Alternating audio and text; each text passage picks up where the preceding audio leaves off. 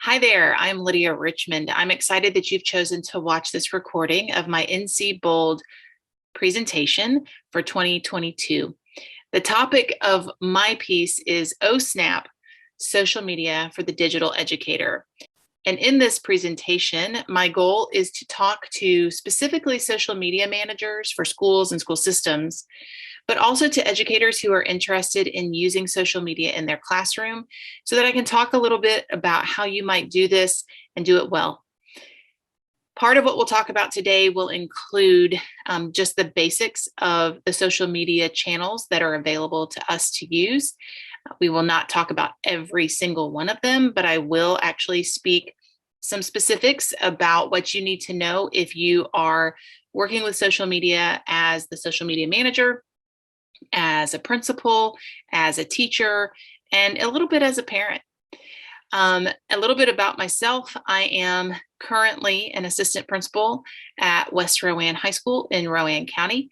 I have been a teacher or an educator since 2000, so a few years of experience in the classroom and then in the administrative role. This is my 4th year with NC Bold. 2 of those were on a traveling roadshow like this year, and 1 was during the time of COVID and everything was virtual. So I think it's really neat that NC Bold and the program have decided to also have us record so that if you can't attend in person, you're getting to get the same information in your hands when it's convenient for you. Please take a note with the bit.ly that I have in this screen. That bit.ly will take you to this presentation so that you can view it and come back to it as you need. Feel free to make a copy so that you have that information, or just bookmark it somewhere that's handy. Throughout this presentation, we will pause every now and again. I will ask you to pause and work on something so that you can come back and continue. And so you'll do that as it feels comfortable for you. All right, so let's get started talking about social media and how it can work for the digital educator. First of all, I want to invite you to take a poll. And this poll is located on a cool website, if you aren't aware of it, called Social Media Poll. If you have the presentation open, you can go ahead and click on that link. Otherwise, you can scan what you see right there in front of you if you aren't able to click on the screen. So I want you to take a minute and I want you to answer this question: how social media comfy are you? Just how comfortable are you with social media? You'll see that there are a few options there for you on the screen. Go ahead and click your response and then click through, and you can see how others have answered this question. If you're in my live presentation, I would have shown you the responses up on the board, and we would have talked for a minute about who's in the room and how you all feel about social media. So this is just a good way to gauge how our audience feels and how everybody feels, so we'll know how deep to go into conversation. So what I'm going to do for the remainder of this video and this recording is act as if the majority of you know some things about social media and are here to learn more. I will speak across that level. So if you are an expert at social media, feel free to skim through. If you are brand new to social media, be sure to take notes and pause a lot. And at the end of this presentation, I will have my contact information. I'd love to hear from you so that you can tell me any other questions that you might have or ideas that come up as you're going. So first of all, I think it's interesting to note the differences in social media and which are the most popular and which are the least popular. Now, granted, all of these are popular in their own right, and I'm going to talk in just a minute through each of them and why they are popular and to whom they are the most popular. So Facebook takes the cake. It is the #1 social media channel across the world for a lot of reasons, and we're going to talk about that in just a second. Instagram and Twitter are also at the top. So Instagram is second and Twitter is third. Snapchat comes in at fourth, followed by TikTok and then YouTube. Now, YouTube is very popular for a couple of reasons that we'll get into in a minute. And so I don't want you to think that just because it's sixth, that it's way less popular. That it's just that in the research, it's shown that Facebook takes first place. So now we have to ask the question, why do we care about social media and why is it important in our schools right now? Why should we even be taking the time to talk about using it? Some of us may think that it's a waste of time, but in reality, 96% of students with internet access use at least one social media platform. That means that this is where the students are, and we need to recognize that and begin to offer those opportunities to the students. Social media is a way to provide a collaborative environment and to provide those collaborative opportunities. One quote said that social learning is active learning. So if students can use social media, if our population can use social media, we can have a little bit more active learning and engagement. And it is another way to identify real world application. There are a lot of things that we can find on social media that are worthwhile and will help us in the classroom. We just have to be good surveyors of that information so that we can look through it closely and determine what's best to be used. It's also an opportunity to teach students how to be good digital citizens. So social media, while relatively old in the scheme of technology, it is relatively new to the classroom. And so it's better for us to embrace it than to continue to try to resist it. So first, we're going to talk about Facebook. This is where your parents are. If you aren't already using Facebook to reach out to parents, I highly recommend that you do so. There is easy posting and sharing on Facebook. It's public, it's free. It's an opportunity to get information out in a way that people are going to see it. You do have options for public posts. You should have your school Facebook, meaning the school's representative Facebook. It will be public anyway because it will be a page. If you have the school Facebook created as like a person, that needs to be changed. That is a recommendation I'm giving because it doesn't need to be as if it's a human being. It needs to be a page. So there's a difference between a profile and a page. Facebook should be a page if it's representing a school. If you have a budget that allows, then Facebook provides the opportunity for targeted ads and more things like that for advertising out. Sometimes this is handy if you're trying to get more engagement on the page, more posts, more comments, more likes, more shares. Targeted ads can help you do that. Sometimes people use targeted ads when they are trying to get people to apply for a job. So targeted ads can be good that way. But again, Facebook is free otherwise and is a really good tool for getting the information out because parents are there. Are teenagers there? Some of them. I have a 17-year-old of my own. Facebook is kind of the last place she looks, but she does go there. It is just, Facebook has become the spot for old people. So most of the parents are there. Twitter is like a news outlet. This is a place where you have limited capacity for characters and information that can be posted. So this is a good spot for quick bursts. This does allow you, though, to have access to professionals. So a lot of news outlets are here. A lot of celebrities and other professionals are on Twitter. It's sort of like happy hour. This is where you can pop around and talk to multiple people very quickly. And so Twitter is a great resource for just getting the information out. In my experience, the majority of my parents are not on Twitter. So this is one that if I have to make a choice would not be my first choice for getting information out. We're going to talk a little bit more about which social media channels you should be using. But Twitter is a good one for, like I said, getting those news out there quickly, connecting with bigger sources, news media outlets, athletic outlets, and those sorts of things. So Twitter is one that you should definitely be using. Instagram is where the kids are. So this is a teenager's second favorite platform. Now, I haven't talked yet about their absolute favorite platform, but this is their second favorite platform. Also, adults are here. If you recall from the beginning, I said that Facebook was number one and Instagram was number two. So this is why. It is the teenager's second platform, but a lot of adults are here in addition to Facebook. Instagram is built mostly for visual content, and there's a conversation to be had about making sure that your Instagram aesthetic is very clean. In a little bit, we will talk about building digital posts and the best practices for doing that so that your social media is cohesive and looks professional.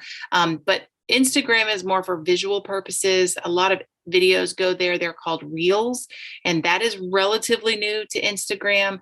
But this is a place that people will just scroll to look at things or to watch quick videos about things. So it's a little bit different from Facebook, but you can still use it as a great way to give information and get that information out. At my school, this is how we make sure the teenagers know. So this is where we put information that we definitely want the kids to know. We still put it on Facebook and Twitter, put it on Facebook so their parents know, right? Because in high school level, at least, the parents are sometimes the last to know things. So Instagram is where we aim for the students.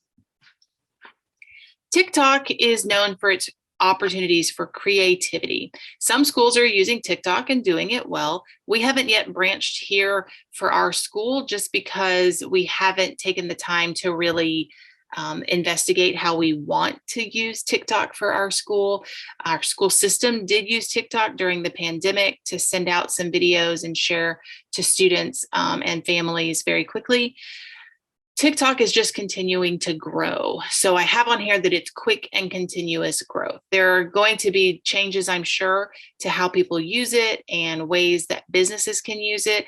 Businesses are coming a lot faster onto TikTok, but right now it's really just a place for creativity. This would be a good way to make cool videos that the kids will like so that you can get that information out to them. Snapchat. Now, this is the kids' number one spot. The kids are here. The thing with Snapchat is that there's a lack of permanence. So I do not use Snapchat really for anything except chatting with my own friends, or my younger children like to use it for the cool filters and making their faces look funny. But Snapchat is where students are. Do I recommend this as a platform for schools? I don't, but I do want you to be aware of how Snapchat is used. So the thing with Snapchat, if you're not aware, is that every post disappears after 24 hours. You can have a story just like you do on Facebook or the Reels on Instagram, but it does disappear 24 hours after it's viewed. You can save items in chats, but the person would know that you saved it. So there's no anonymity here. If somebody sends you something and you want to hold on to it, but you don't want them to know that you're holding on to it, that's kind of impossible to do. If you take a screenshot or if you do a saved chat, it's going to show up and tell that person that you saved it or that you screenshotted it. That's one thing at the school level that makes Snapchat a little bit dangerous because students will send things to each other and then it disappears. So a lot of times there's no evidence of what's been sent unless somebody is holding a phone and takes another phone and uses that second phone to take a picture, which is what we generally do in the administrative field or in the administrative offices so that we have evidence of things before it disappears. So Snapchat is out there, but it's not really one that I would focus my energy on. And then YouTube. This does rank higher than Facebook for adults. So even though Facebook takes the number one, and that's for everybody across the board and across the world, YouTube ranks higher as far as the amount of time that people spend on there. It is time consuming, right? Because videos take longer than just a quick read on Facebook or elsewhere.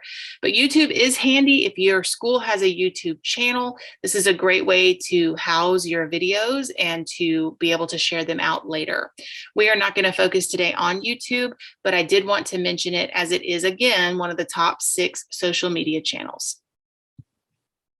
So my suggestion when it comes time to focus on any social media is this order: parents on Facebook, students on Instagram, and then the blend of audiences, and that is parents, students, and outside community members on Twitter.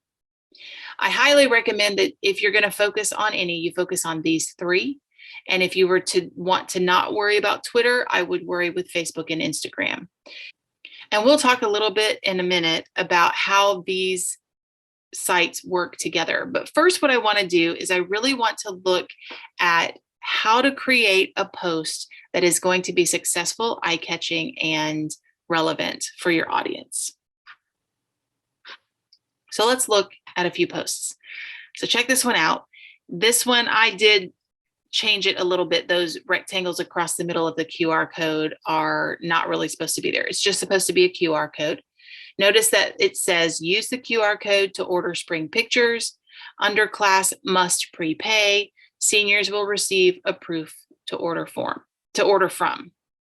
All right, so let's look at this image. I want you to think for a second. You might need to pause so that you can really look at it.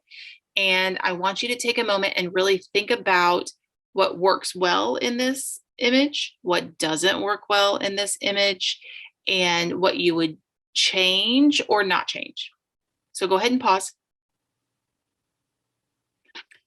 Here's another one. This one is a picture of a happy face emoji with a cap on, like a graduation cap. And it says, cap, gown delivery, and pictures will be rescheduled as soon as we know when we will be back in school. Notice that it does have black on either side of it. All right, so pause here and write down your thoughts on this yellow picture and what you think has worked well, hasn't worked well, what you would change, what you would keep. Here's another one. West Rowan High School, that's my school. It says we're hiring in a thought bubble. It says Spanish teacher, and then it has a website at the bottom for the job information. So you can see it's a square, it has blue, and it has the falcon on it. All right, now that you've seen this one with the information about the job, I want you to pause, write down what worked well, what worked well, what doesn't work well, what you would change, and what you would keep. And then here's another one, West Rowan High School volleyball live stream. Watch on Facebook, join the Facebook group to view. There's a large volleyball and a falcon kind of hanging off the side. Okay, so with this picture, go ahead and write down what worked well and what didn't work well, what you would keep and what you would change. And then we'll come back together and we'll talk through each of them. So you've written down your thoughts, but let's look at the digital design best practices. So there are 10. The first thing is contrast. What that means is that there is clear contrast between colors and that everything doesn't blend together. So you don't ever want to have, unless there's a very specific purpose, you don't want to have colors that blend into one another so much that you can't really see them. Number 2 is hierarchy. And we're going to talk about some of the ways that these have been used in the images that we just looked at. So hierarchy means that there are elements in the image that are clearly supposed to be the most important all the way down to the least important. So we'll talk a little bit about that. White space. People are afraid of white space. Even on this picture I have on this screen I have up here, a lot of times people will want to fill it up and it becomes too busy. Don't be afraid of white space when it comes to graphic and digital design. Color choices. We want to be careful with our color choices. They can mean different things. Yellow and blue and green and yellow have different meanings and connotations in the way that people feel when they look at them. So that's one thing. But also with our color choices, we want to be sure that we still continue that contrast that I was talking about earlier and that your colors make sense. You also don't want to have a ton of colors in one picture unless, again, that has a very specific reason. Balance. So balance just talks about the way things look on the image. Notice on this page that there are a lot of items on the left. I do have something on the right side and my videos on the right side, and that helps to make sure that everything is balanced. Notice that the NC Bold graphic itself has that information in it or that element to it. So you have the mountains on the left side, you have the lighthouse and beacon on the right side, which is exactly how North Carolina is set up, but it's nicely balanced there in that it's not just left heavy or right heavy. It looks really nice and it feels cohesive.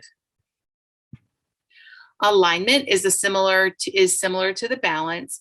A lot of times people are focused on going center aligned. That works sometimes, but a lot of times it doesn't. So you want to make sure that what you have created on the image actually feels right. And you'll know when it doesn't feel right. But alignment can also mean just making sure things are literally lined up together in a way that even though they're not exactly the same, they are kind of running in the same line. Consistency is really important in graphic design so that you make sure that your the images, the colors, just everything across the board are going together in a consistent fashion. You don't want to have totally different fonts. You don't want to have all of these different styles. Everything just needs to feel the same in the picture. I would point out that even in this very basic slide, the color of the O snap on the right with my Bitmoji matches and goes with the color across the NC Bold logo. So just everything is consistent together.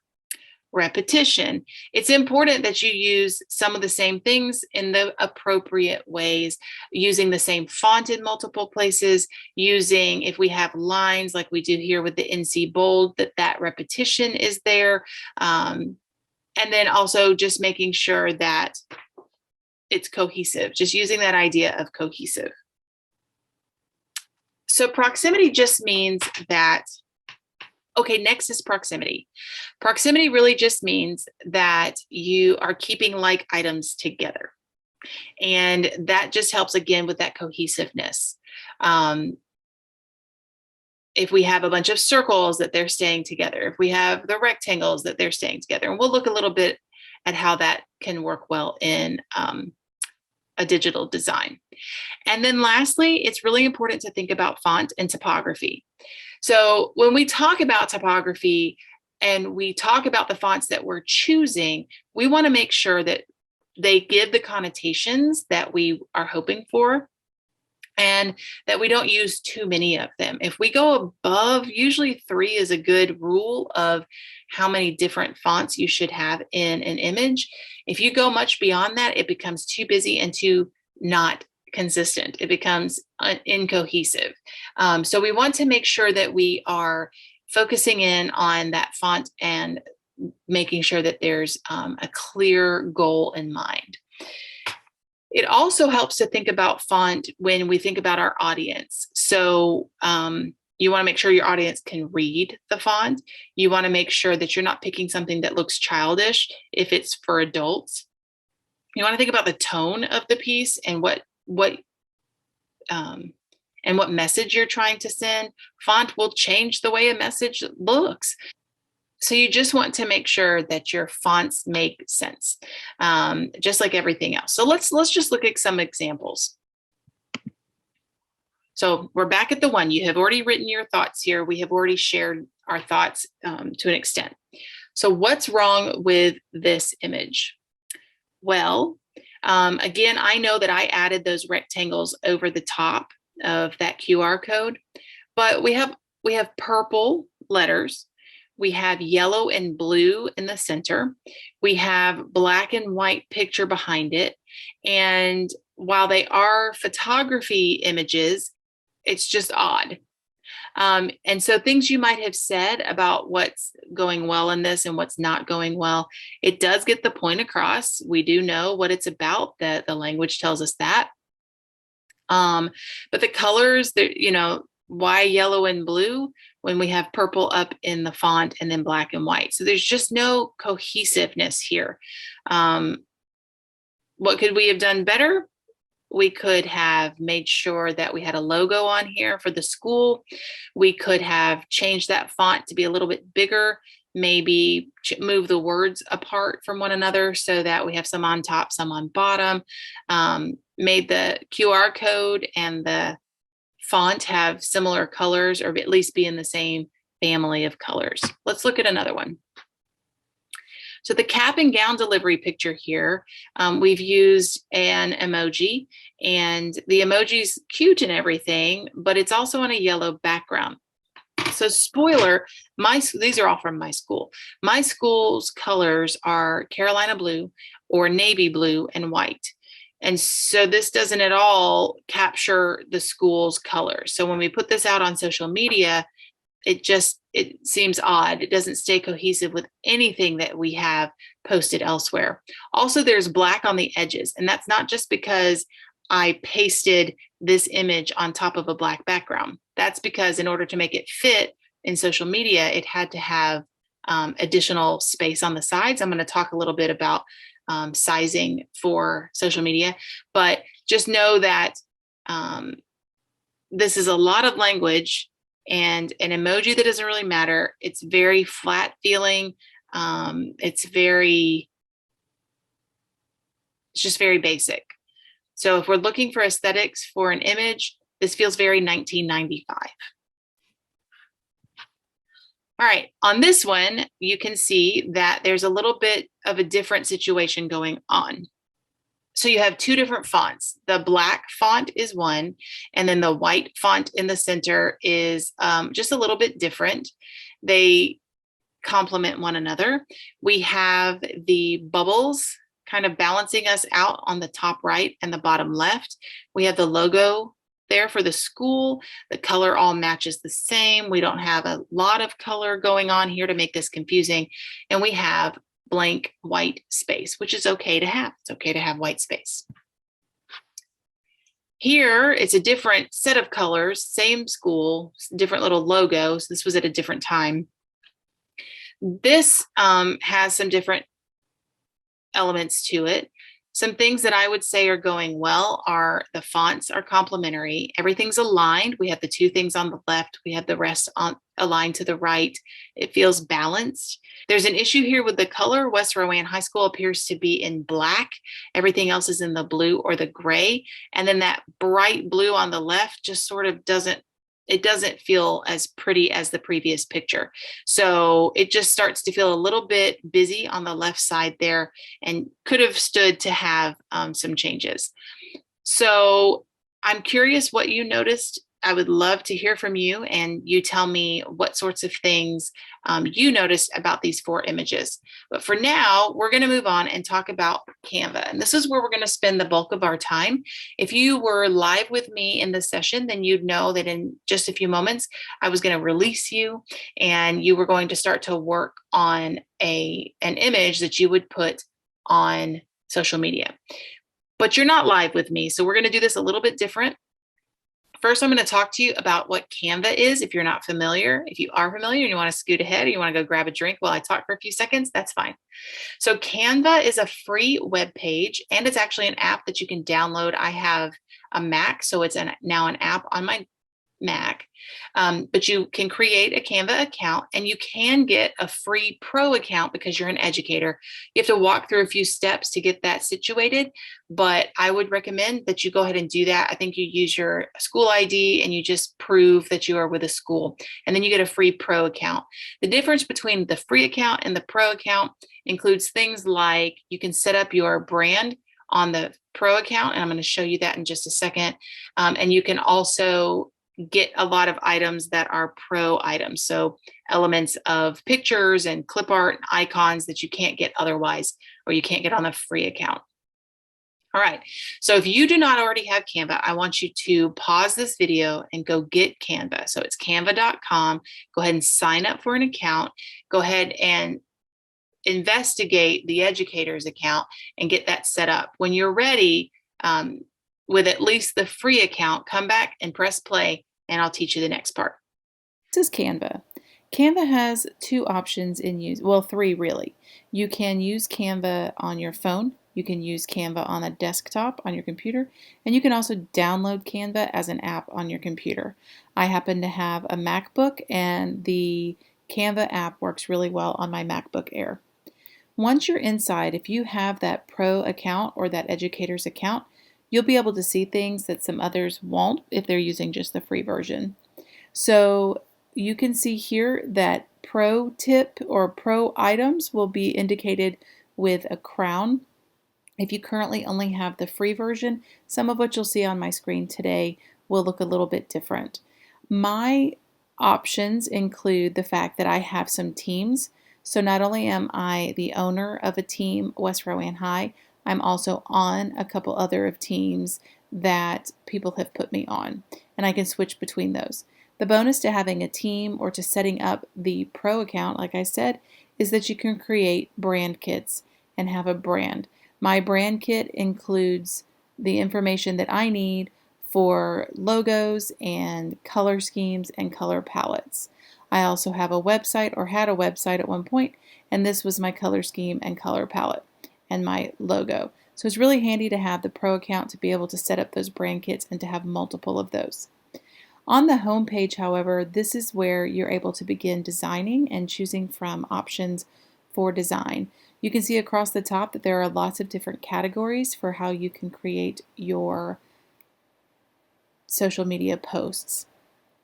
For the sake of this presentation and our time together today, we're going to create an Instagram post. When you do that, you'll see all of the templates that pop up here. So for the sake of our conversation today, we're going to use this one here called Did You Know? I want to point out that it's really handy to use the templates, especially if you're new at social media and graphic design, because everything's already created the way that we just talked about. Look here at the hierarchy that's happening. The Did You Know takes precedence over this very small bit of language, and that's because it wants us to realize that this is a question that's going to engage us into going to this next piece of information. It also has all this use of white space, and then look at this balance. We have pieces on the right and pieces on the left. Everything is so nicely balanced. We have this pop of color in the blue and then on the yellow of the light bulb, and although we have two fonts, they complement one another. Let's look at another example of what's been created for a template. Check out why this one's really nice. We have, again, two different fonts. This one here with the curved language and here for the website, but then also on the button, that's a little bit different of a font. They have grouped everything together so the proximity exists here, in that in the center is where we have the images that are supposed to be creating like around the globe. We have the globe there showing us all the different areas of the globe. And then also we have our colors that are coordinating. So the blue behind this button coordinates with the blue of the sky and the lighter blue portions of this image. Here's an image that's a little bit busier. However, it still has a lot of the balance and the alignment and the proximity elements going on. So we're using this yellow throughout, and it does draw our attention to specific areas. The blue of this circle and the blue of this circle draw us into that blue, and that blue as well. We have the logo right here, and so that yellow is the same yellow that we've seen. We are aligned nicely right here along this area. This is aligned nicely here. We are drawn mostly, the hierarchy takes us to this person's picture, but also this title here, the online medical consultation. So we know exactly what this picture is about. If we were to look back at one that I have created, you'll see that the blue across the board is either this lighter blue or the falcon blue, and then this dark blue. It does feel a little bit busy, so I would recommend being careful with how busy it is. However, it's still balanced in that we have the left and the right sides happening. The white are on the right, the light blue is on the left. We are using the same types of icons across the board, and they are just the plain black and white icons. And the fonts are all pretty much in conjunction with one another. So there's like two different fonts. There's the capital font, and then there's this lowercase or regular type font. If I wanted to create my own off of something, let me just show you a little bit about how that would work and how you would change items on your picture. So let's go back to this Did You Know, and I'll just show you that you can change some of the language. Important facts. So I can actually type in right where that information was. I can make the font a little bit smaller so that I can get all of those letters on there, and I can change any of this to what I want it to say for my audience.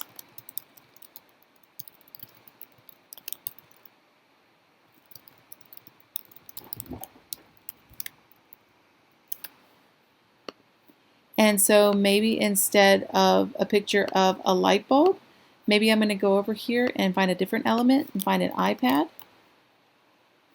If I take him out and I put this in, I don't really like that.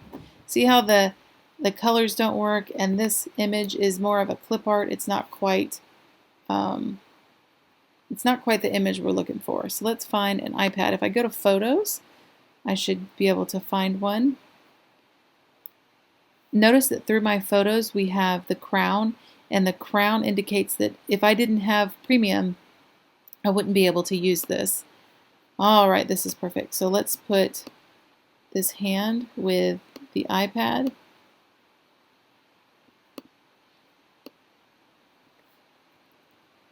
If I can't get it to be perfectly where I want it to be, I can start to move with my mouse, but then I can actually use the arrow key on my keyboard to move it where I want it. All right, so now I just took a template. This isn't the best I could do in the whole wide world, but it's pretty good. I took the template and I arranged it to say what I wanted. Now, if I want to change the color of this circle, I can go here and click on the square that's up here, and then go to my color palette for my school. And now it's going to match the aesthetic that I'm going to have on my Instagram and other pages. To download it, I just go to Share and choose Download, and then I tell it what file type I would like. One thing that's very different inside of the premium option is this resizing. I can resize this image to any other item that I would like. I can, let's make it a Facebook post. It's going to be just a little bit different shape if I was creating just for Facebook, and you'll see that it's a little bit wider here. If I'd like to make all of this a little bigger, I'm going to actually highlight all of that, and now I have this additional box, and I can pull that just a little bit bigger and move everything a little more centered. Notice that Canva helps me align everything. It's putting up center lines and side lines so that I can make sure that everything's centered the way it's supposed to be. And then I would be ready for my Facebook post. So now what I'd like you to do is to plan a post, and I want you to build it inside of Canva, the image for it. But when you're doing that, I want you to think about who it's for, where it's going to go. Is it going on Facebook, Instagram, Twitter? Who are we trying to get this to? And then what is the purpose? Are we advertising something? Are we just sharing information? I want you to think that in your head, because you want to be sure that the colors that you use and the font that you use and the images that you use, or even the icons that you use, make sense. And once you do that, I want you to think about the sizing. So Facebook posts are generally 1200 by 630 pixels. In Canva, all you have to do is pick Facebook, and it will automatically give you that size. Instagram is usually 1080 by 1080. It's a perfect square. And then Twitter is 1200 by 375. But here's a fun hack. If you make everything Instagram sized, then you can post across all three of these and in general everywhere else, and it will fit. If you try to make things bigger like Facebook or longer like Twitter, then it's going to mess up, and Instagram's going to tell you it's not going to work. So I suggest, and that's why I picked when I started it, by making everything Instagram size. It will fit across the board. So you're going to create a simple graphic. You're going to determine your intended audience. You're going to determine your intended social media channel, and then be ready to share. So what I'm going to ask you to do again is to pause this video, go build in Canva, and have in mind the things that you would want to create for your post. Then you're going to come back and you're actually going to share on this screen. So if you have this open, then you'll go ahead and you'll click that time to share, and it's going to take you to a Jamboard. And that Jamboard is going to give you the opportunity to upload your image. And then I'd like you to look around at anything else that's already been posted. And I'd like you to leave a Post-it note. So there's those on Jamboard on the left side. We'll give you the opportunity to leave a Post-it note for your fellow creators, and just leave them a note about what worked well, what you noticed about it, and let's be really positive. If you have a question about something, however, leave that for them on there as well. All right, so you're going to pause now, go work, click here to share your information, and then when you're ready, press play to see the rest. So hopefully by the time you're watching this, you'll have a lot more options of things to look at and leave feedback about. But here's an example. You'll see that the Stay Connected image was loaded into the Jamboard. It's a picture of a phone, a red phone, and there's a message on the left side of that that says Stay Connected. And right underneath it says, have you connected with your teachers? So this was built in the time of COVID when the students were suddenly out of school, but they were working from home. And this post was meant to encourage them to actually reach out to their teachers. And this was put on Instagram. It was also posted through Facebook and Twitter. Notice that there's a comment left here that says, I like the use of white space and the pop of red on the phone, of the phone. So the response to this image is that it was balanced and it looks good. My response to this is the same. I would have liked to have seen the school logo on there or some other information, maybe down in the bottom left underneath Stay Connected. Just put that falcon on there. So, and maybe the school website, because then parents or students would know where to go for that. So hopefully by the time you've completed this portion, that you're seeing a lot of other comments and ideas and pieces on this Jamboard. So now let's talk about getting our post and the things that it takes to get it on the internet. You do want to keep things simple and short. In general, people only want to give you about 5 seconds of their time. So unless it's a video that they're wanting to watch because they have an interest in it. And usually if the video doesn't catch them in the first 1 to 5 seconds, they're going to keep scrolling. So you want to keep it simple and short.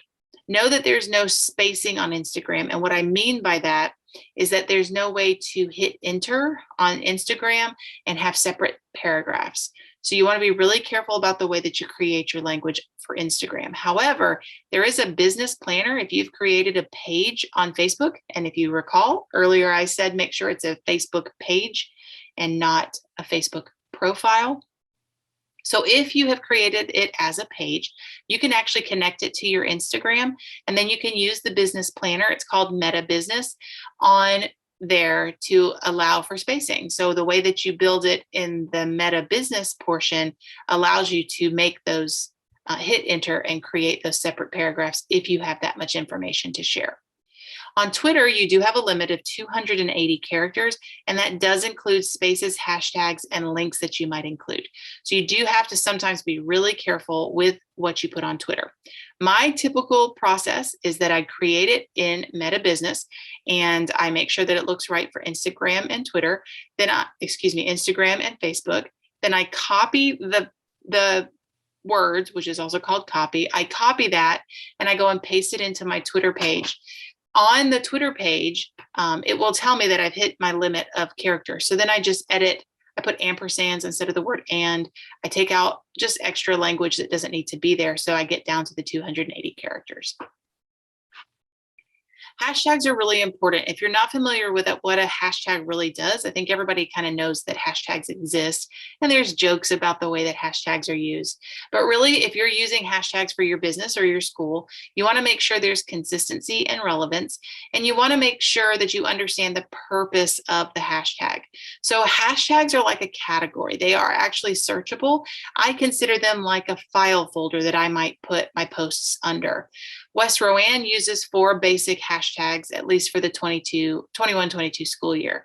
So we used Team WR, we used WRHS, we used Falcon Family, and we used West Row You Know. And those 4 became just pretty much the typical hashtags that we had. With Team WR, that was our theme this year at the school. And so the purpose of using Team WR was to highlight that and be able to look it up later. Falcon Family is what we call our Falcons and our community, and it has kind of become a thing across the county and across our community. So looking up Falcon Family would help our posts come up first. And hashtags are actually usable on all platforms, Twitter, Instagram, and Facebook, and then even Snapchat, TikTok, and the others. So hashtags are important for categorizing and making sure that your audience knows how to find you. Sometimes hashtags are used to be funny, like hashtag didn't see that coming, but that's not a category. So you want to be careful to not use hashtags in a funny way all the time. Sometimes they're just funny for the purpose of your audience, but hashtags really should be used as a category or something that is a regular occurrence so that people can connect with you. For instance, NC Bold uses NC Bold or NC Bold 22 or whatever year it is. And that is one way that then people can go and look at that hashtag in order to find more posts about NC Bold or NC Bold 22. Links are an important portion of the caption or the description that you put on a social media post. Just a couple of reminders. Twitter, the URL will be shortened to 23 characters, and that is included in the character count. So those 23 characters that are created from your URL will take up some of your character space. Instagram's URLs are not live. Instagram URLs are not live. So just because you put one in the Instagram information, that doesn't mean people can click on it. You may already know that. And so some things that I do in order to make sure that people can use links through Instagram is I might make the Instagram a bit.ly so that it's easy to type in later. Or because I know sometimes people just really aren't going to take the time to type, I'll use a link tree. So a link tree is a website I would highly recommend that everybody check out so that on Instagram, you have all the links that you might want to link out to. And you can change those and add to those as you need.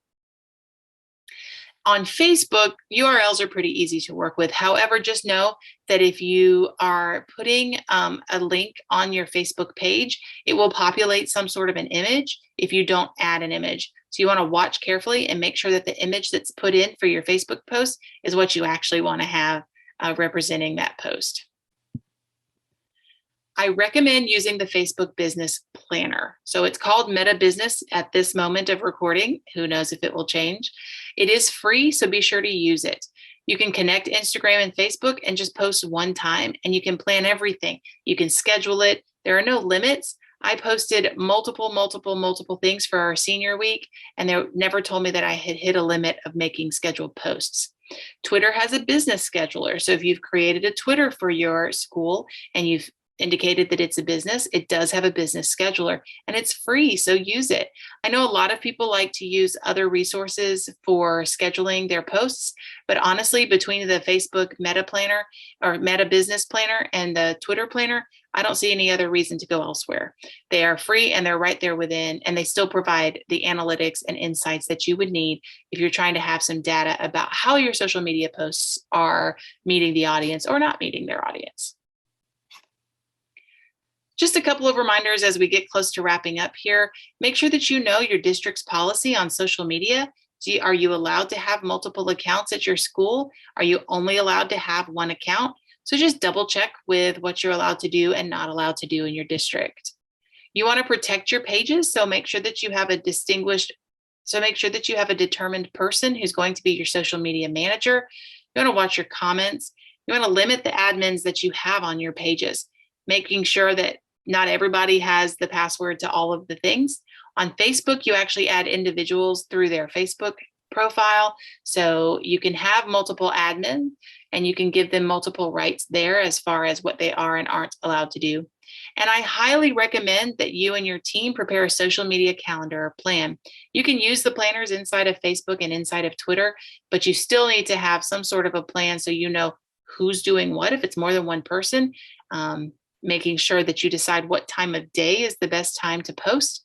On the Facebook Meta Business Planner, it does tell you your optimal times based on your audience. Sometimes I still ignore those because I still think 8 or 9 o'clock is a weird time to post things. So I generally post at 6 or 6:30 at night because that's what time our weekly calls go out. So I just make it work the same and do the same thing at the same time. But make sure that you have a plan with your team and with your school so that people aren't posting on top of one another. You don't want to have too many posts at one time, especially like on places like Twitter where it moves so quickly. and you want to figure out what your best and optimal time is there. All right, so you should grab the cheat sheet. In the presentation, which you had the link to and hopefully you have open, be sure you click to grab that cheat sheet and get some of this information in your hands. And in there will be more conversation about curriculum and other ways for you to share with one another and how you can use social media that way. Again, I thank you for being here. If you have questions or just want to have a conversation, here's my contact information. You can reach me via email. You can reach me on Twitter and on Instagram. I don't have a Facebook business page for myself. So Twitter and Instagram are the easiest ways to find me other than an email. Again, thank you so much for being here. I very much appreciate your time. And I hope you've learned a little bit, if not a lot, about social media and the best practices you should have for using social media as a digital educator.